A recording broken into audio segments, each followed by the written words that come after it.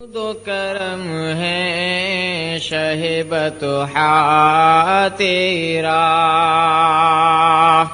واہ کیا جود و کرم ہے شہ بطحا تیرا، نہیں سنتا ہی نہیں مانگنے والا تیرا، نہیں سنتا ہی نہیں مانگنے والا تیرا، دھارے چلتے ہیں عطا کے وہی قطرہ تیرا، دھارے چلتے ہیں عطا کے وہی قطرہ تیرا، تارے کھلتے ہیں سخا کے وہ ہے ذرہ تیرا، تارے کھلتے ہیں سخا کے وہ ہے ذرہ تیرا، واہ کیا جود و کرم ہے شہ بطحا تیرا،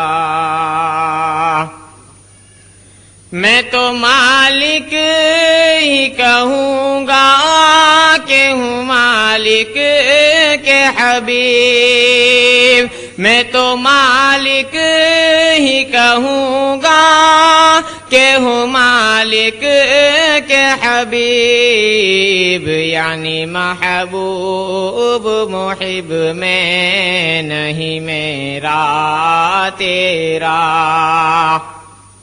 یعنی محبوب محب میں نہیں میرا تیرا،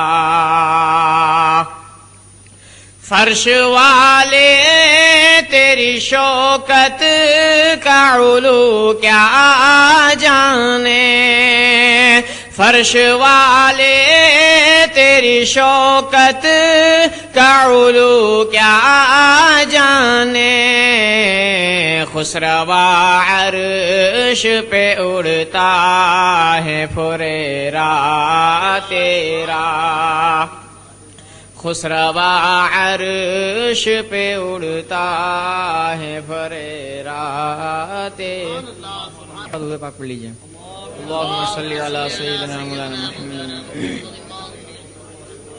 واہ کیا جود و کرم ہے شہ بطحا تیرا، تیرے ٹکڑوں سے پلے غیر کی ٹھوکر پہ نہ ڈال، تیرے ٹکڑوں سے پلے غیر کی ٹھوکر پہ نہ ڈال، جھڑکیاں کھائے کہاں چھوڑ کے صدقہ تیرا، جھڑکیاں کھائے کہاں چھوڑ کے صدقہ تیرا، فرش والے تیری شوکت کا علو کیا جانے، فرش والے تیری شوکت کا علو کیا جانے، خسروا عرش پہ اڑتا ہے پھریرا تیرا، تیری سرکار میں لاتا ہے رضا اس کو شفیع، تیری سرکار میں لاتا ہے رضا اس کو شفیع، جو میرا غوث ہے اور لاڈلا بیٹا تیرا، جو میرا غوث ہے اور لاڈلا بیٹا تیرا، واہ کیا جود و کرم ہے شہ بطحا تیرا۔ السلام علیکم۔ حضور حبیب ملت کی تقریر شروع ہونے جا رہی ہے. ہم اور آپ حضرت کا استقبال نعرے تکبیر اور نعرے رسالت سے کریں. نعرے تکبیر، نعرے رسالت. غوث کا دامن، خواجہ کا دامن، علماء اہل سنت، جشن عید میلاد النبی، حضور مجاہد ملت، حضور حبیب ملت. نعرے تکبیر، نعرے رسالت. الفاتحة إلى حضرة روح النبي صلى الله تعالى عليه وسلم. إن الله وملائكته يصلون على النبي يا أيها الذين آمنوا صلوا عليه وسلموا تسليما. اللهم صل على سيدنا ومولانا محمد معدن الجود والكرم وعلى آله وأصحابه وبارك وسلم. سبحان ربك رب العزة عما يصفون وسلام على المرسلين والحمد لله رب العالمين. الحمد لله نحمده ونستعينه ونستغفره ونؤمن به ونتوكل عليه ونعوذ بالله من شرور أنفسنا ومن سيئات أعمالنا. من يهده الله فلا مضل له ومن يضلله فلا هادي له. ونشهد أن لا إله إلا الله وحده لا شريك له. ونشهد أن سيدنا ومولانا محمدا عبده ورسوله. أما بعد فأعوذ بالله من الشيطان الرجيم. بسم الله الرحمن الرحيم. قد جاءكم من الله نور وكتاب مبين. صدق الله وصدق رسوله النبي الكريم. يا أكرم الخلق ما لي من ألوذ به سواك عند حلول الحادث العممي. فإن من جودك الدنيا وذروتها ومن علومك علم اللوح والقلم. محمد سيد الكونين والثقلين والفريقين من عرب ومن عجم. هو الحبيب الذي ترجى شفاعته لكل هون من الأهوال مقتحم.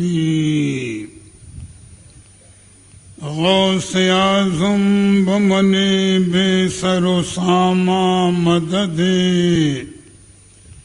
قبلہ دی مدد کعبہ ایما مدد. ما گدائم تو سلطان دو عالم ہستی. از تو داریم تما یا شہ جیلا مدد.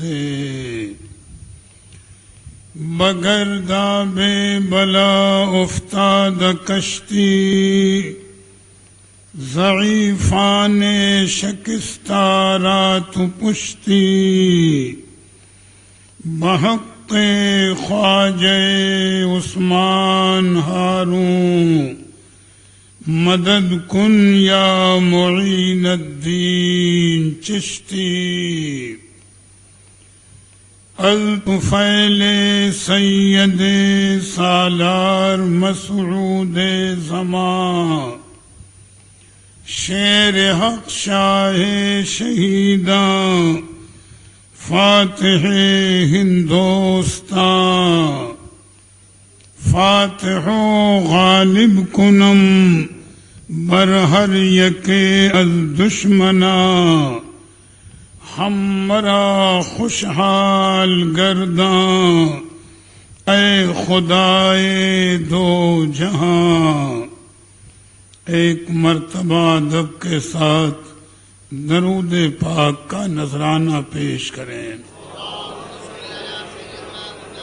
اللہم صل علی سیدنا و مولانا محمد معدن الجود والکرم وعلى آلہ واصحابہ وبارک وسلم صلاة و سلام علیک یا رسول اللہ صلی اللہ تعالی علیہ وسلم. محترم حضرات، ذہن کو حاضر رکھیں گے. میں نے کل بھی اسی آیت کریمہ کی تلاوت کا شرف حاصل کیا تھا اور آج بھی اسی آیت کریمہ کی تلاوت کی ہے. ممکن ہے کہ میری چند تقریریں مسلسل اسی آیت کریمہ کی روشنی میں ہوں. آیت کریمہ کا پہلے آپ ترجمہ ذہن میں رکھیں. پروردگار عالم ارشاد فرماتا ہے قد جاءکم من اللہ نور و کتاب مبین،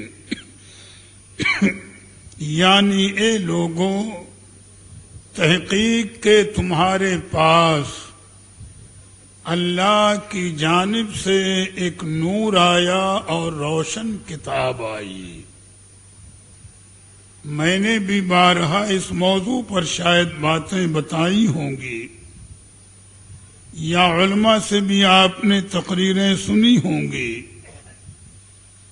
آیت کریمہ میں نور سے مراد اللہ کے پیارے حبیب کی ذات ہے. رب تعالی جو ارشاد فرماتا ہے کہ قد جاءکم من اللہ نور، تحقیق کہ تمہارے پاس اللہ کی جانب سے ایک نور آیا. تو تفسیروں میں ہے کہ نور سے مراد اللہ کے پیارے حبیب کی ذات پاک ہے. وہ کتاب مبین، اور روشن کتاب آئی. تو علماء نے فرمایا کہ کتاب سے مراد ہے قرآن مجید. یہ دونوں باتیں ذہن میں رکھ لیں. تو پہلے تو ہمیں کچھ تفصیل کے ساتھ اللہ کے پیارے حبیب کی نورانیت کا تذکرہ کرنا ہے کہ سرکار کی نورانیت کی شان کیا ہے اور سرکار کے نور کا کیا مقام اور کیا درجہ ہے. تو ایک مسئلہ پہلے ذہن میں اور بھی رکھ لیں کہ اللہ کے پیارے حبیب کی حقیقت جو ہے وہ نور ہے. اس کو ذہن میں بات رکھ لیں کہ اللہ کے پیارے حبیب کی حقیقت کیا ہے؟ نور ہے. اور سرکار کا ظاہری لباس کیا ہے؟ بشریت کا ہے. بشر ہونا یہ ہماری آپ کی حقیقت ہے، لیکن بشر ہونا یہ اللہ کے حبیب کی حقیقت نہیں ہے. اللہ کے حبیب کی حقیقت ہے نور، اور لباس آپ کا بشری ہے. انہی دونوں چیزوں کو مجھے سمجھانا ہے. تو پہلے سرکار کی نورانیت کو سمجھیں کہ سرکار کے نور پاک کی شان کیا ہے. تو ایک پہلی چیز حدیث پاک ذہن میں آئی. حدیث قدسی ہے کہ پروردگار عالم فرماتا ہے کہ کنتو کنزن مخفین، رب تعالی فرماتا ہے کہ میں ایک پوشیدہ خزانہ تھا، فاحببت، تو پس جب میں نے چاہا ان اعرفا کہ میں پہچانا جاؤں۔ رب تعالی فرماتا ہے کہ میں ایک پوشیدہ خزانہ تھا، اور جب میں نے یہ چاہا کہ میں پہچانا جاؤں تو فخلقت الخلق، علماء نے اس کا مفہوم یہ فرمایا کہ رب فرماتا ہے تو میں نے اپنے حبیب کے نور کو پیدا فرمایا۔ رب فرماتا ہے کہ میں نے اپنے حبیب کے نور کو پیدا فرمایا۔ تو پہلے ایک چیز یہ سمجھیں کہ نور پاک محمدی کب پیدا ہوا۔ تفصیلاً بات عرض کرنی ہے کہ اللہ کے حبیب کا نور کب پیدا ہوا، اور جب وہ نور پیدا ہوا تو دنیا میں لباس بشر میں آنے سے پہلے وہ نور تھا کہاں۔ یہ دو چیزیں میں کوشش کروں گا کہ آسان لفظوں میں سمجھا سکوں کہ نور محمدی کی پیدائش کب ہوئی، اور پیدا ہونے کے بعد اس دنیا میں جلوہ فرما ہونے سے پہلے وہ نور پاک محمدی کہاں رہا، کس جگہ جلوہ فرما رہا۔ بس یہ دو چیزیں آج کی گفتگو میں حتی الامکان میں آسان لفظوں میں آپ کو بتانے اور سمجھانے کی کوشش کروں گا۔ تو ایک صحابی ہیں جن کا نام ہے حضرت جابر رضی اللہ تعالی عنہ، سرکار کی بارگاہ میں حاضر ہوئے۔ بھئی صحابہ کا انداز ہے، اللہ کے حبیب کے دربار میں حاضر ہونے کے بعد عرض کرتے ہیں ایک موقع پر کہ فدا کابی و امی یا رسول اللہ صلی اللہ تعالی علیہ وسلم، عرض کرتے ہیں کہ اللہ کے پیارے رسول، آپ پر میرے ماں باپ قربان ہو جائیں، اخبرنی عن اول شیء خلق اللہ تعالی قبل کل الاشیاء۔ صحابی کا سوال کیا ہے؟ عرض کرتے ہیں کہ یا رسول اللہ، مجھے آپ بتائیں کہ تمامی چیزوں سے پہلے اللہ تعالی نے کس چیز کو پیدا فرمایا۔ یعنی ان کے پوچھنے کا انداز یہ ہے کہ زمین سے پہلے، آسمان سے پہلے، عرش و کرسی سے پہلے، لوح و قلم سے پہلے، چاند و سورج سے پہلے، یعنی جتنی یہ مخلوق ہے، اس تمامی مخلوق سے پہلے اللہ تعالی نے کس چیز کو پیدا فرمایا۔ یہ سوال کس کا ہے؟ حضرت جابر رضی اللہ تعالی عنہ کا ہے۔ تو اللہ کے پیارے حبیب ارشاد فرماتے ہیں، اے جابر سنو، ان اللہ تعالی خلق نور نبی کا من نور ہی قبل کل الاشیاء۔ یعنی اے جابر رضی اللہ تعالی عنہ، اللہ تعالی نے تمامی مخلوق سے پہلے تمہارے نبی کے نور کو اپنے نور سے پیدا فرمایا۔ اب یہ بات تو سامنے آ گئی، نبی کریم نے وضاحت کی کہ تمامی مخلوق سے پہلے اللہ نے میرے نور کو پیدا فرمایا، یعنی نہ زمین تھی نہ آسمان، بلکہ سرکار خود فرماتے ہیں کہ ولا فی ذالک الوقت لوح ولا قلم ولا ارض ولا سماء ولا جن ولا انس ولا شمس ولا قمر۔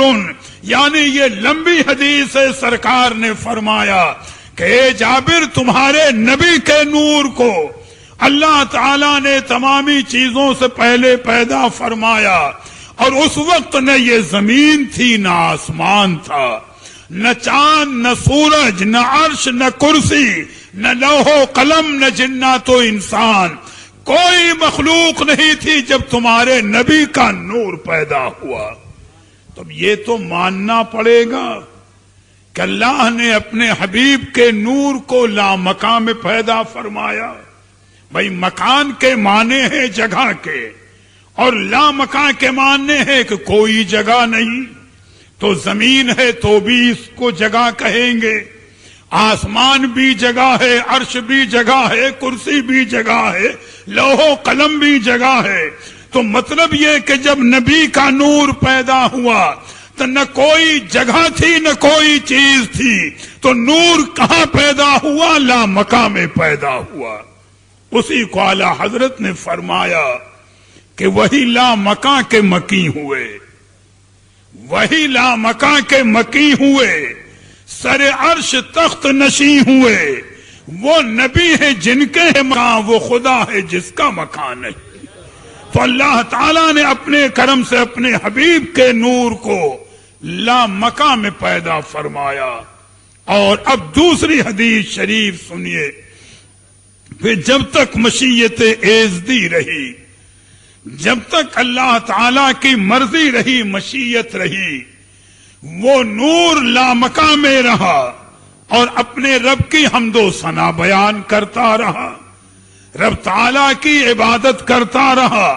یہ اللہ بہتر جاننے والا ہے کہ اس نے اپنے محبوب کے نور کو کس شان و ادا کے ساتھ لامکان میں رکھا، اور اس کے محبوب کا نور اس کی حمد و ثنا کرتا رہا. یہ رب تعالیٰ جاننے والا ہے، اور رب کی عطا سے اس کے محبوب کو علم ہے. پھر سرکار فرماتے ہیں کہ جب مشیت ایزدی ہوئی، یعنی اللہ تعالیٰ کا ارادہ ہوا، اس کی مرضی ہوئی، تو اللہ تعالیٰ نے میرے ہی نور سے تمامی مخلوق کو پیدا فرمایا. سرکار فرماتے ہیں اولو ما خلق اللہ نوری وکل الخلائق من نوری وانا من نور اللہ. اللہ نے سب سے پہلے میرا نور پیدا فرمایا، اور اس کے بعد تمامی مخلوق کو میرے نور سے پیدا فرمایا، اور میں اللہ کے نور سے ہوں. تو گویا آسمان پیدا ہوا تو اللہ کے حبیب کے نور سے، زمین پیدا ہوئی تو اللہ کے حبیب کے نور سے، عرش پیدا ہوا تو نور مصطفیٰ سے، لوح و قلم پیدا ہوئے تو نور مصطفیٰ سے. یعنی ساری مخلوق کو اللہ نے اپنے حبیب کے نور سے پیدا فرمایا. اتنی بات واضح ہو گئی. تم ایک اہم بات سمجھتے چلیں، فضائل پر بات ہے کہ سامنے یہ چیز آئے گی کہ اللہ کے پیارے حبیب تو تمامی انبیاء کے بعد دنیا میں تشریف لائے. بھائی تمامی نبیوں کے بعد تشریف لے آئے. تو اب ذہن میں ایک سوال ہوگا، اس کو آپ سامنے رکھیں. کوئی پوچھ بھی سکتا ہے کہ دنیا میں آنے سے پہلے نور محمدی کہاں کہاں جلوہ فرما رہا، نور محمدی کہاں تشریف فرما تھا، نور محمدی کی جلوہ گری کہاں تھی؟ بھئی یہ سوال تو ہوگا. پہلے تو نور محمدی لامکان میں پیدا ہوا، اور جب اللہ نے مکان کو پیدا فرمایا، یعنی عرش و کرسی کو، لوح و قلم کو، زمین و آسمان کو، سورج اور چاند کو، تو پھر یہ نور کہاں جلوہ فرما رہا؟ یہ بات سمجھنے کی ہے. تو تفسیر روح البیان شریف کے اندر حضرت علامہ اسماعیل حقی رحمت اللہ تعالی علیہ بڑی پیاری روایت نقل فرماتے ہیں. زرقانی شریف وغیرہ میں بھی ہے، اور بھی دوسری کتابوں میں، کہ دیکھو یہ نور محمدی کہاں کہاں جلوہ فرما رہا، اور کس کو اس نور پاک نے اپنے فیض سے مشرف فرمایا ہے.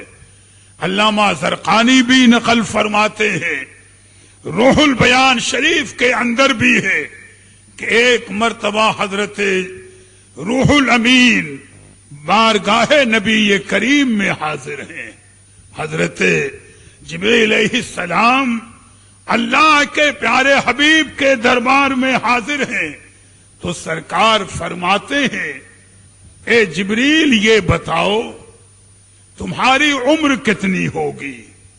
سرکار فرماتے ہیں کہ حضرت جبریل یہ بتاؤ کہ تمہاری عمر کتنی ہوگی؟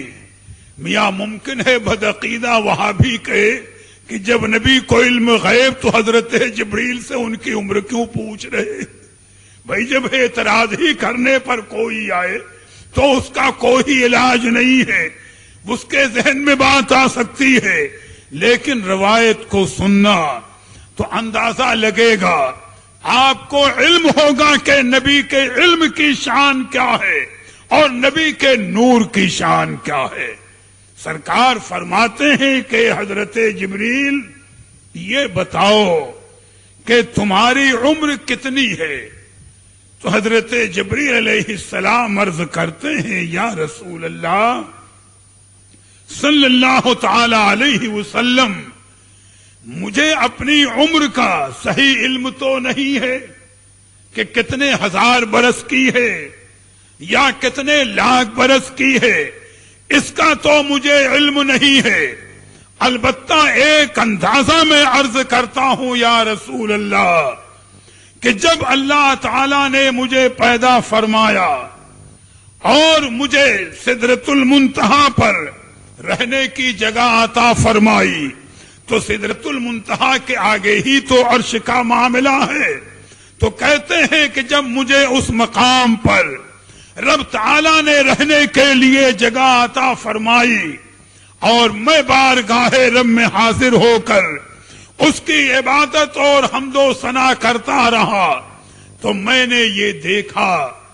کہ 70,000 سال کے بعد عرش کے نورانی پردوں میں ایک نورانی تارا چمکتا تھا، اور غالباً بعض روایتوں میں ہے کہ اس نور کی رنگت ہلکی سرخی مائل تھی، بعض روایتوں میں یہ بھی پڑھا کہ وہ نورانی تارا جو عرش کے پردوں میں چمکتا تھا اس کے لیے علماء نے فرمایا کہ اس تارے کے چمکنے کی نورانیت ہلکے گلابی رنگ کی تھی جس میں بڑی کشش اور خوبصورتی تھی۔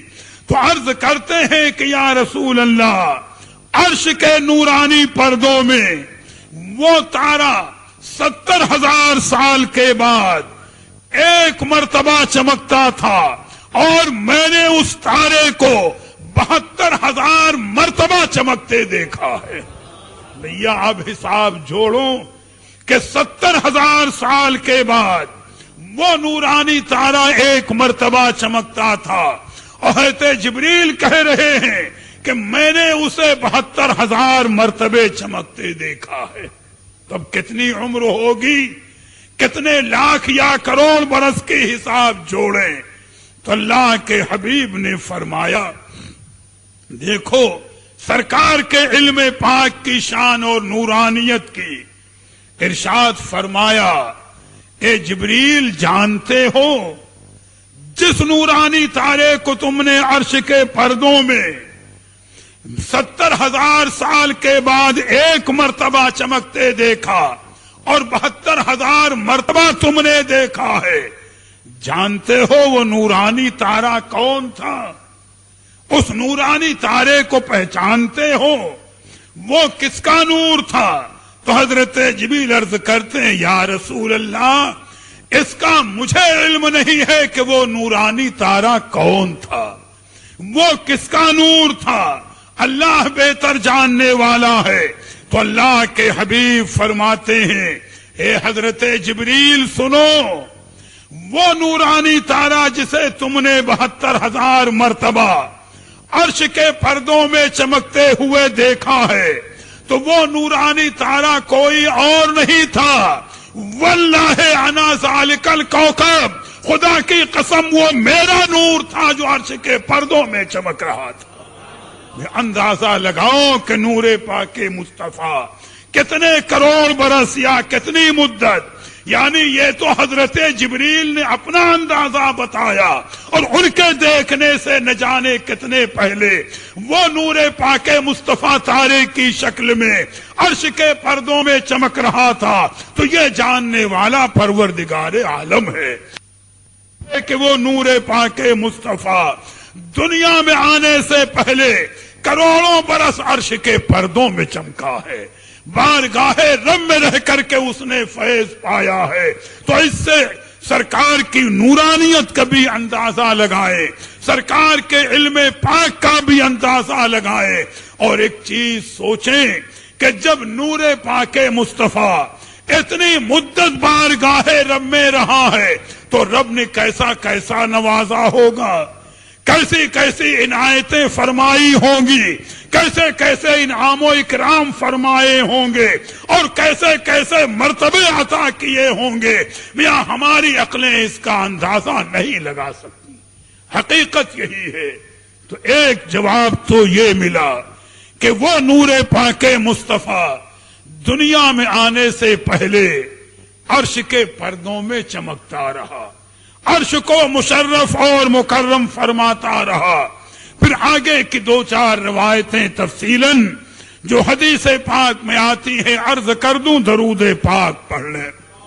پھر حدیث پاک کا یہ ٹکڑا ذہن میں رکھیں کہ جب پروردگار عالم نے حضرت آدم علیہ السلام کو پیدا فرمایا، زرقانی شریف کی روایت ہے، تو سرکار خود وضاحت فرماتے ہیں، ممکن ہے کسی صحابی کے سوال کے جواب میں ارشاد فرمایا ہو کہ ان صحابی ہی نے پوچھ لیا ہو کہ یا رسول اللہ صلی اللہ تعالی علیہ وسلم، آپ کا نور پاک دنیا میں آنے سے پہلے کہاں کہاں رہا، کہاں کہاں نور پاک آپ کے نور پاک کی جلوہ گری رہی؟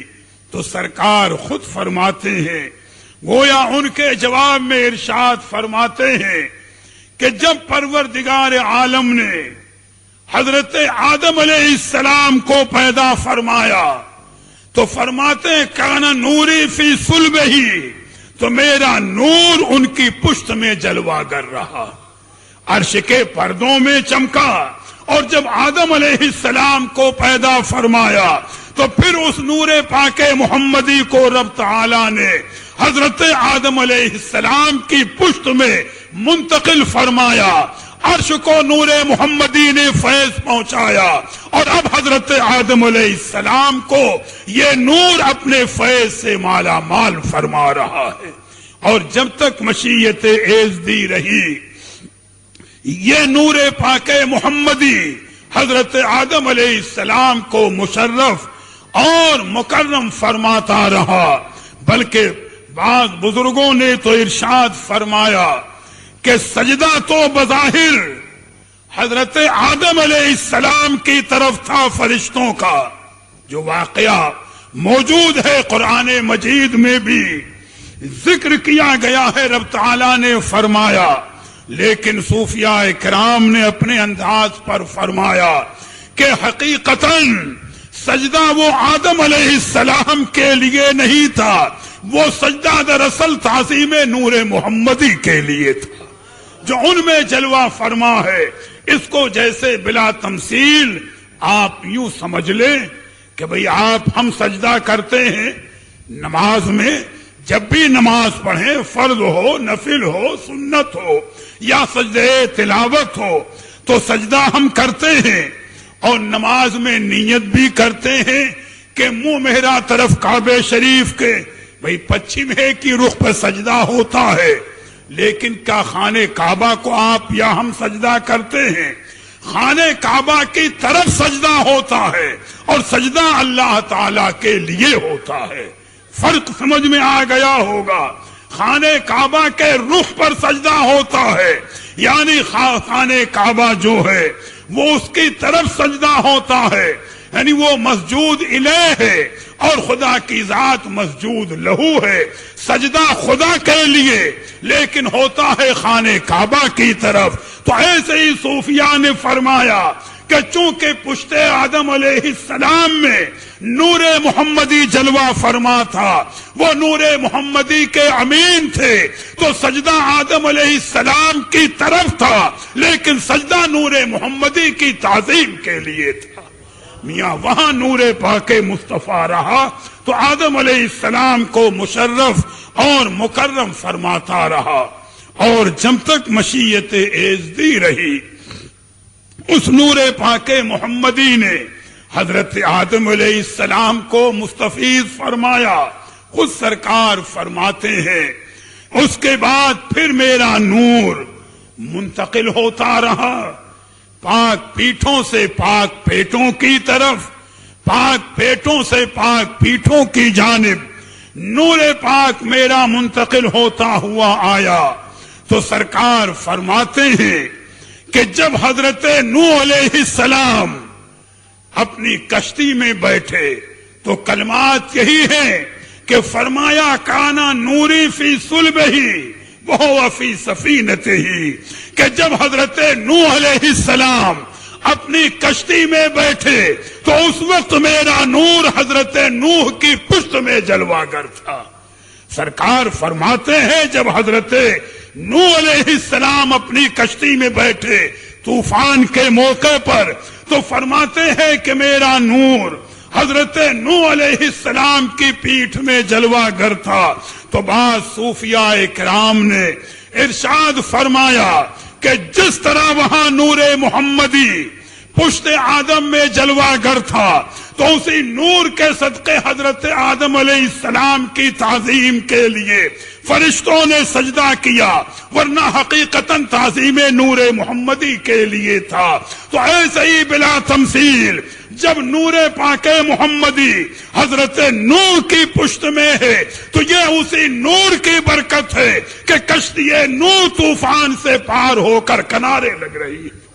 اسی کو حضرت سعدیہ ملا جامی رحمت اللہ علیہ نے اپنے انداز میں فرمایا ہے، اگر نام محمد رہا نیا ورد شفیع آدم۔ غالباً حضرت جامی رحمت اللہ علیہ کا شعر ہے، فرماتے ہیں اگر نام محمد رہا نیا ورد شفیع آدم، نہ آدم یافتے توبہ نہ نو از غرق نجینا۔ یعنی وہ فرما رہے ہیں کہ اگر حضرت آدم علیہ السلام سرکار کا وسیلہ نہ پکڑتے اس نور پاک کا تو ان کی توبہ قبول نہ ہوتی، اور اگر حضرت نوح علیہ السلام اگر نور محمدی کا وسیلہ نہ لیتے تو ان کی کشتی پار نہیں لگ سکتی تھی۔ یعنی وہاں حضرت آدم علیہ السلام کے پاس نور محمدی ہے تو ان کو نواز رہا ہے، حضرت نوح علیہ السلام کے پاس ہے تو نور محمدی ان کو نواز رہا ہے۔ پھر آگے سرکار فرماتے ہیں کہ یہاں سے پھر میرا نور منتقل ہوتا ہوا آیا۔ بھئی بات وہی ذہن میں رہے، سرکار کے نور کے بارے میں ہم بتا رہے ہیں کہ دنیا میں آنے سے پہلے یہ نور محمدی کہاں کہاں رہا اور کس کو نوازا اور کیسے کیسے انوار و برکات کا ظہور ہوا۔ سرکار فرماتے ہیں کہ پھر میرا نور پاک منتقل ہوتا ہوا آیا، فرماتے یہاں تک کہ میرا نور حضرت ابراہیم علیہ السلام کو ملا۔ اللہ کے حبیب فرماتے ہیں کہ یہاں تک کہ میرا نور پاک حضرت ابراہیم علیہ السلام کو ملا تو فرماتے ہیں وَقَا نُورِي فِي صُلْبِهِ وَإِنَّهُ فِي النَّارِ، کہ میرا نور حضرت ابراہیم علیہ السلام کی پیٹھ میں جلوہ گر تھا جب انہیں آگ میں ڈالا گیا۔ تو علماء اور صوفیاء نے فرمایا کہ یہ نور محمدی ہی کی برکت تھی اور نور محمدی ہی کا وسیلہ تھا جو حضرت ابراہیم کی پیٹھ میں جلوہ گر تھا۔ رب تعالیٰ نے اپنے محبوب کے صدقے میں کرم فرمایا اور آگ کو حضرت ابراہیم پر گلزار بنا دیا۔ تم یا یہ نور محمدی کا فیضان نہیں ہے تو اور کیا ہے؟ یہ نور محمدی کی شان نہیں ہے تو کیا ہے؟ یہ نور پاک محمدی کی عظمت نہیں ہے تو کیا ہے؟ اور یہاں تک کہ علماء نے یہ بھی ذکر کیا، اگر میں اسی بات کو ترتیب وار عرض کرتا چلوں تو ایک تفصیلی وقت چاہیے، اور کہ پھر حضرت ابراہیم علیہ السلام سے وہ نور پاک محمدی منتقل ہو کر حضرت اسماعیل کو ملا ہے۔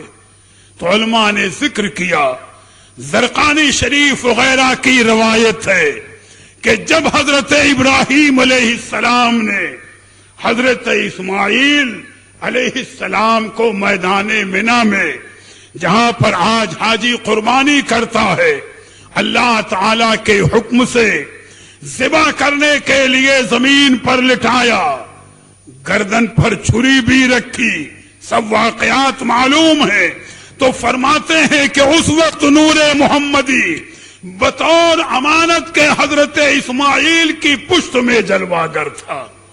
اس وقت نور پاک محمدی حضرت اسماعیل علیہ السلام کی پشت میں جلوہ گر تھا، تو صوفیاء کرام نے فرمایا کہ یہ نور محمدی ہی کا فیضان تھا کہ حضرت اسماعیل کے بدلے جنت سے مینڈھا آیا، فدیے میں مینڈھا ذبح ہوا اور ذبیح اللہ کا لقب حضرت اسماعیل کو عطا ہوا۔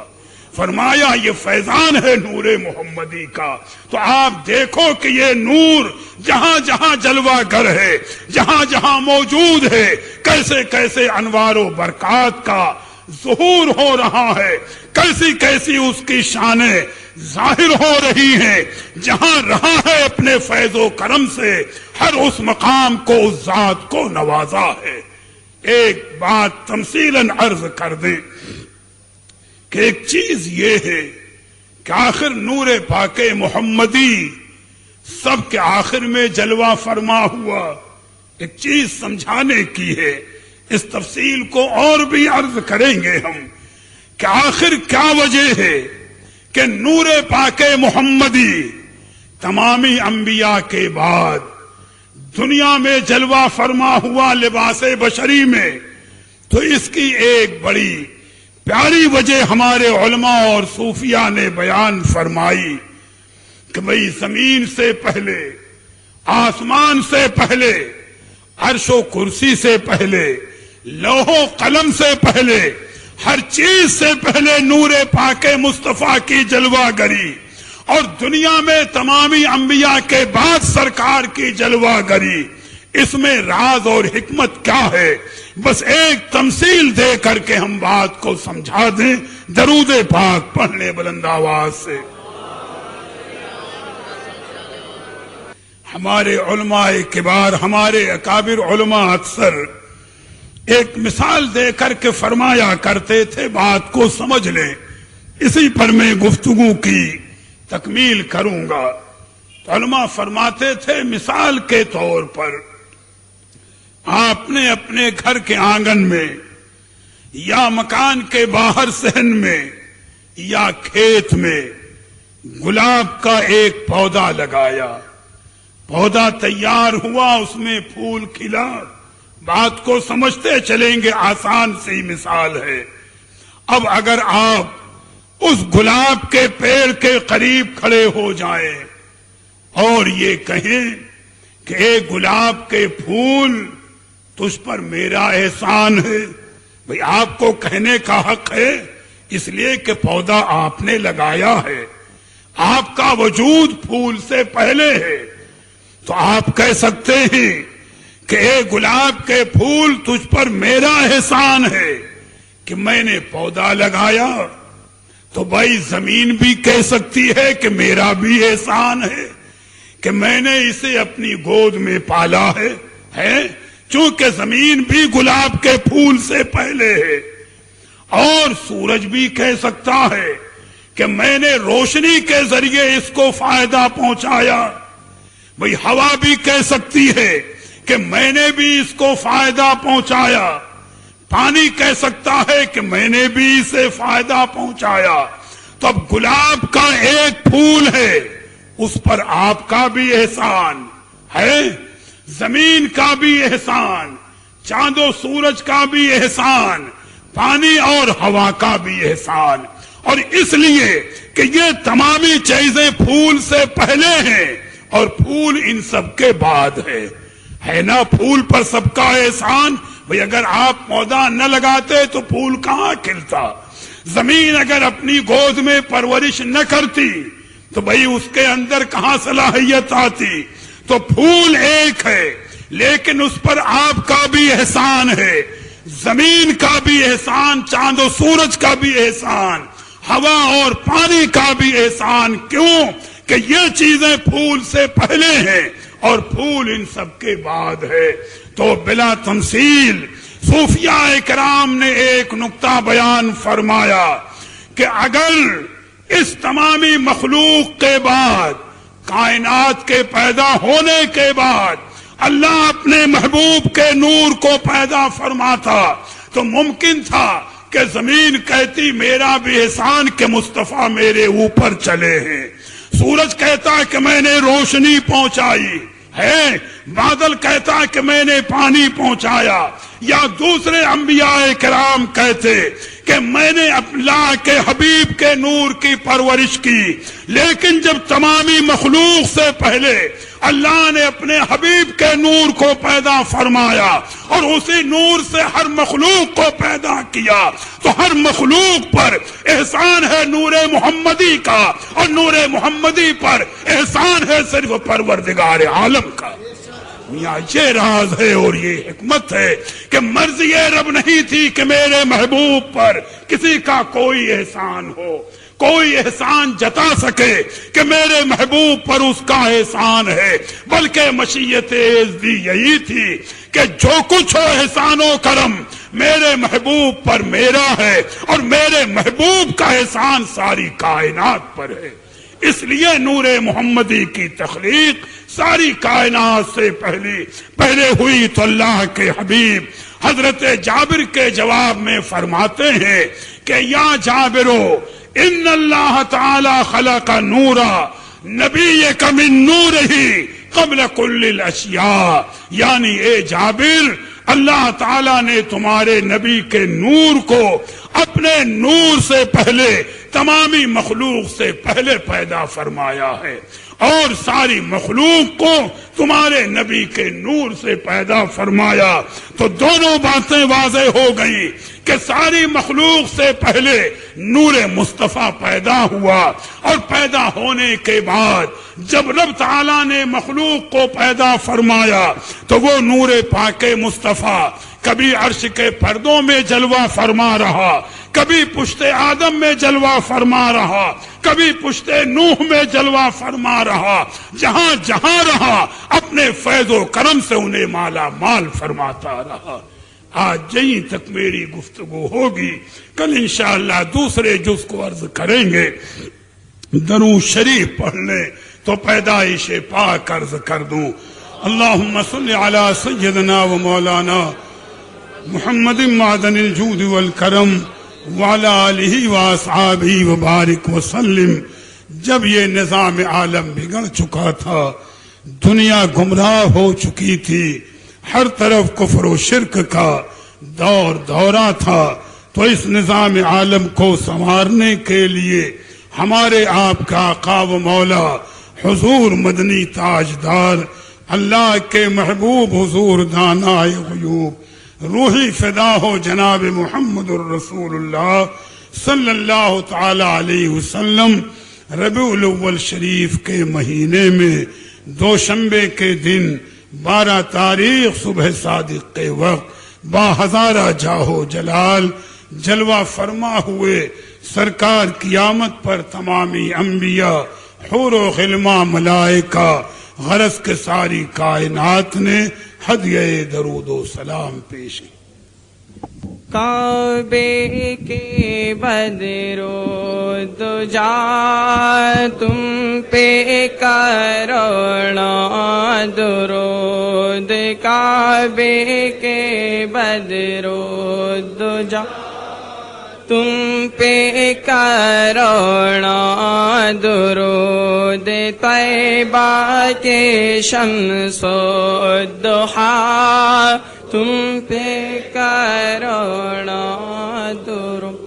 تم سے جہاں کا نظام تم پہ کروڑوں سلام، تم سے جہاں کا نظام تم پہ کروڑوں سلام. سلام تم پہ کروڑوں سلام تم پہ کروڑوں درود کعبے کے بدرود جا تم پہ کروڑوں درود طیبہ کے شمس و ضحیٰ تم پہ کروڑوں درود تم سے کھلا باب جود تم سے ہے سب کا وجود تم سے کھلا باب جود تم سے ہے سب کا وجود تم سے ہے سب کی بقا تم پہ کروڑوں درود کعبے کے بدرود جا تم پہ کروڑوں درود پہ شمس و ضحیٰ تم پہ کروڑوں درود تم ہو جواد و کریم تم ہو رؤوف و رحیم تم ہو جواد و کریم تم ہو رؤوف و رحیم بھیک دو داتا عطا تم پہ کروڑوں درود کعبے کے بدرود جا تم پہ کروڑوں درود طیبہ کے شمس و ضحیٰ تم پہ کروڑوں درود کام وہ لے لیجئے تم کو جو راضی کرے کام وہ لے لیجئے تم کو جو راضی کرے ٹھیک ہونا میں رضا تم پہ کروڑوں درود کعبے کے بدرود جا تم پہ کروڑوں درود طیبہ کے شمس و ضحیٰ تم پہ کروڑوں درود یا نبی سلام علیکہ یا رسول سلام علیکہ یا حبیب سلام علیکہ صلوات اللہ علیکہ حبیبی یا رسول اللہ آپ کا تشریف لانا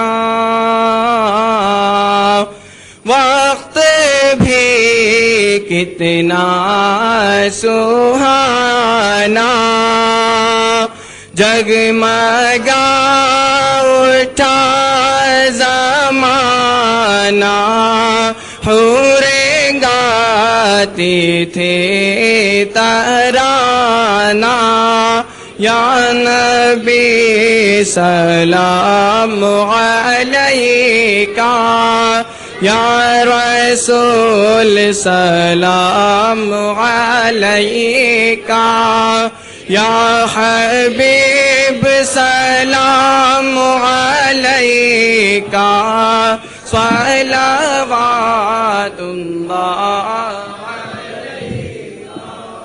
الصلاة والسلام عليك يا نبي الله الصلاة والسلام عليك يا رسول الله الصلاة والسلام عليك يا حبيب الله صلاة وسلاما عليك يا رسول الله. اللهم صل على سيدنا ومولانا محمد معدن الجود والكرم وعلى آله وأصحابه وبارك وسلم. باری تبارک و تعالیٰ اپنے حبیب پاک کے وسیلے سے ہماری ظاہری اور باطنی برائیوں کو دور فرما دے. ہمیں نیک اعمال کی توفیق عطا فرما. ہمیں نمازی بنا, ہمیں روزے دار بنا. مریضوں کو شفا عطا فرما. قرض داروں کو قرض سے سبکدوش فرما دے. بانیان محفل, منتظمین محفل, حاضرین محفل, سب کی جائز تمنائیں پوری فرما. سب کے کاروبار میں, دین و ایمان میں, رزق میں, عمر میں, اولاد میں ترقی و برکتیں عطا فرما. جس مقام پر, جس محلے, جس شہر, جس علاقے میں یہ محفل پاک منعقد ہے, یہاں سے آفات و بلیات کو دور فرما دے. اپنی رحمتیں اور برکتیں نازل فرما دے. جشن عید میلاد النبی کی ان مبارک نورانی محفلوں کو قائم و دائم فرما. انہیں شرف قبول عطا فرما.